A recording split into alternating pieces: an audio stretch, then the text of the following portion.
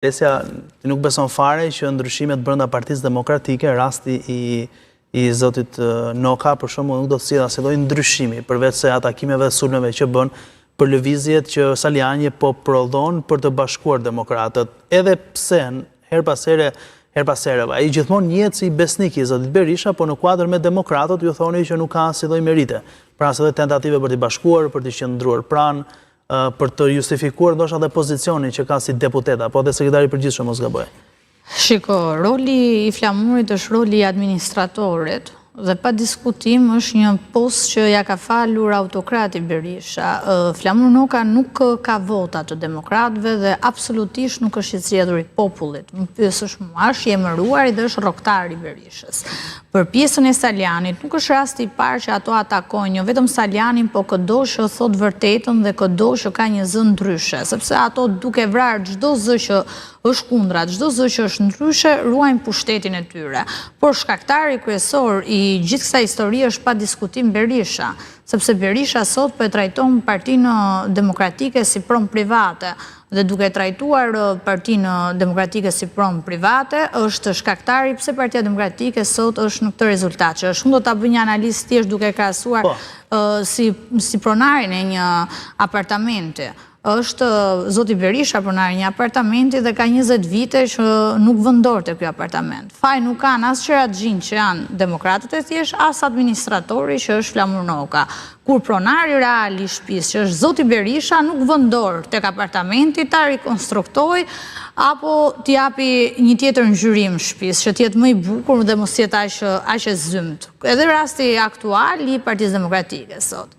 Në këtë kontekst, fajet pa diskutim ne mund t'i kalojmë te Noka, pa diskutim, por që shkaktari kryesor është pa diskutim pronari i shtëpisë që është zoti Berisha. Çfarë do ndodh me Partinë Demokratike në këtë kontekst kur sa vjen foltoria edhe rrallëohet me prezencë qytetare, ndërkohë nëse ndalim tek protesta e 22 dhjetorit, pritet që të jetë një protestë kombëtare. Foltoret të rradhohen, por foltoret e Salianit janë plot. Dhe janë merini. Dhe janë merini. Do të thotë që ka opozit, ka shpresë dhe ka frymarrje. Zoti Berisha ka agjendën e vet. Ka agjendën e vet dhe është në rregull duke qenë gjithmonë numri 2. Rama i pari, Berisha i dyti. Këtë e vërtetuam me avokatin e popullit. Ti mos mendo që ato firma janë dhënë pa lejen e Berishës. Si tha Berisha, unë sa të vim pushtet sa, do sulmoj sa dhe do shpall në ngrata George Sorosin. Ndërkohë, na dha dhurat para vitit të ri Endri Shabanin, avokat popullit. Tani ka më shqiptar që i beson? Premtoi tek foltoria numër 1 deputet do ishin të rinj, ishin po të vjetrit, premtoi fitoren dhe rrëzimin e narkoregjimit, premtoi që këto zgjedhje nuk do t'i njifte dhe i njohje, premtoi protesta dhe po e mban herë një javë për fasad.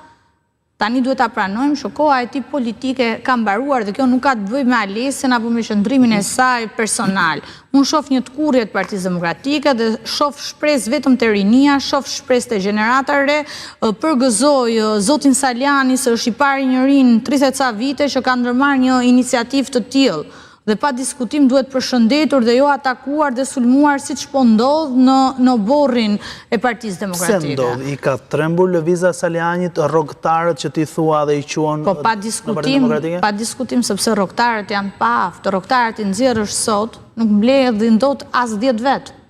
As 10 vet.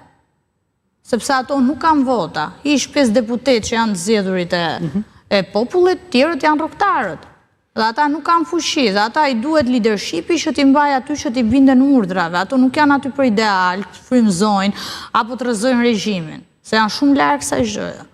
Dhe pa diskutim, zoti Saliani është një individ i cili ka guximin, thot vërtetën, ka guximin të marrë iniciativa, ka bërë burgun për Partinë Demokratike dhe ka dëshirë që kjo forcë politike nesër të jetë një forcë serioze dhe pse jo të jetë në qeveri.